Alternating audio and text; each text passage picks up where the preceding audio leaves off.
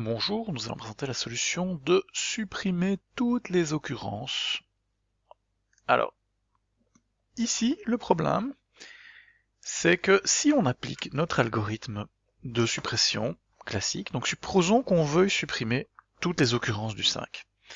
Ce qu'on fait d'habitude, eh bien, c'est que quand on trouve un 5, on le remplace par le dernier.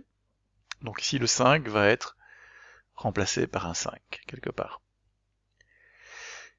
Supposons qu'on ait un i ici qui parcourt le tableau, normalement ce qu'on fait c'est qu'on passe au suivant. Évidemment, si on passe au suivant, ici ce qu'on va faire c'est qu'on va rater la suppression du 5 qui était en dernière position si l'élément en dernière position était égal à l'entier à supprimer. Donc simplement ce qu'on va faire c'est qu'on va avancer le i uniquement si on ne fait pas une suppression.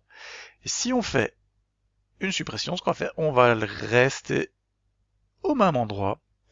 Et donc on va refaire le test ici. Et on va supprimer ce 5 qui va être remplacé par le 2. Donc on va se retrouver avec ici, et ça va remplacer le 2. Enfin, par le 2. D'accord? Et donc ça donne l'algorithme suivant qui est ici.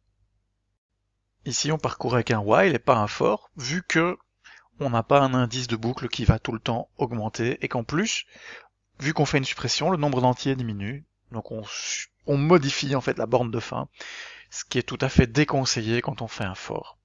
Déconseillé de modifier l'indice de boucle et déconseillé de modifier la borne de fin. Donc ici ce qu'on fait c'est que si on trouve l'entier on le supprime en le remplaçant par le dernier, mais on n'avance pas notre i, on avance le i uniquement quand il n'y a pas de suppression.